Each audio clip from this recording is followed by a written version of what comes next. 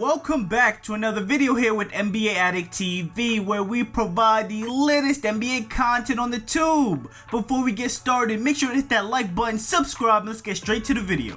Off rip, guys, Rudy Gobert is not that good. Now, I'm not saying he's a bad player and all, but the man is 29 years old. And get this, he's getting paid $35 million throughout the next 5 years, and it only gets worse. Yes, I'm starting this video hot and ready like a Little Caesars pizza. But honestly, do you guys think Rudy will be worth $45 million at the age of 33?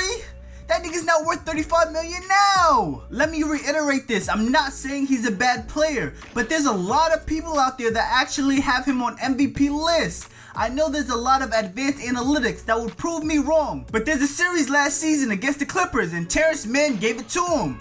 And if I'm the Utah Jazz, if you don't get rid of Rudy Gobert, you will fall off. You can add a ratio to that and a YB's better. But on a serious note, for the last 5 years, the Utah Jazz have broke the stereotype that it is hard being competitive while being a small market team, making the playoffs every year since 2016. But man, that series against the Clippers said it all. Not only did the Clippers go small and pretty much expose Rudy Gobert for being atrocious at closing out on the perimeter, as Terrence Mann had an unforgettable career-high 39-point game where he made 7 out of 10 threes. This made me realize that the Utah Jazz can only be so good with Rudy Gobert being their highest paid player. And let's not forget, the Utah Jazz was the #1 seed last season and went up against the Clippers without Kawhi, and I know they did not have Mike Conley, but I think we all can agree that they were going to the Western Conference Finals last season. So Rudy Gobert is owed $150 million over the next 5 years. Since his 4th year in the league, Gobert has averaged at least 10 points and 12 rebounds and 2 blocks consistently. He is indeed the best defensive big in the league right now,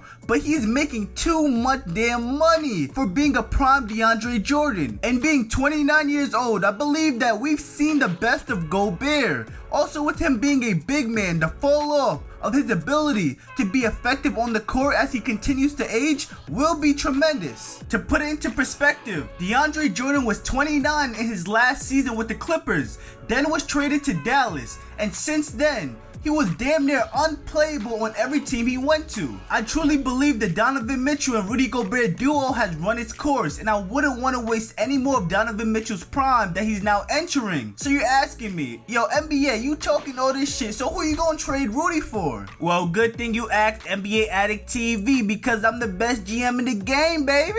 So I found the perfect trade that would send Rudy Gobert to Indiana for Miles Turner and Caris LeVert. Now I know, they had a little scuffle the other night, and things may be a little awkward for both bigs in their new situation, but if we're being honest, the Indiana Pacers have not made any noise in the last couple of years, and as the Eastern Conference got a lot stronger, they are falling out of the loop in terms of being a playoff team. And you're probably thinking, why would the Indiana Pacers get rid of Miles Turner and Caris LeVert? Well, both of those players are only under contract for 2 more years, and if they decide to hold on to these two instead, they may and go look for other situations with how disappointing the Pacers have been thus far. So instead of letting them go for nothing, why not get a defensive anchor like Rudy Gobert in return to replace Miles Turner, to put alongside Malcolm Brogdon and Sabonis, and letting go of Caris LeVert would give a guy like Chris Duarte more touches and room to grow on the offense. And for the Jazz, Miles Turner and Caris LeVert would be a much better fit and also fits their timeline. The Jazz would still have their rim protector, and now Miles Turner would provide much more on offense with his ability to space the floor. And with the addition of Caris LeVert, that will give you another ball handler that can get you buckets to diversify the offense. Guys, if we're being honest, nobody wants to play in Utah, right? So that decreases your odds of signing a big name in free agency. With guys like Rudy Gobert and Joe Ingles getting up there in age, Utah Jazz, you guys need to make a move now to keep Spider on this team and keep them competitive. Donovan Mitchell plays with such passion and fire, you can tell he wants to win. And hey, guys make trade requests every year, right? And I don't think you want that in Salt Lake City. And if the Miles Turner and Karis LeVert experiment don't work out, then after the 2022-23 season, they will have the cap flexibility to move on from them or re-sign them to new deals instead of being locked into Rudy Gobert's horrendous contract. I really think this is the best way for the Utah Jazz to take their squad to the next level. Utah, your best hope is to get rid of Gobert now while motherfuckers think he a top 5 MVP candidate. But with that being said, guys, let me know what you think of this trade, or if you have any better trades for the Utah Jazz to improve. Let me know, comment down below, leave a like, subscribe, and I'll see y'all next video.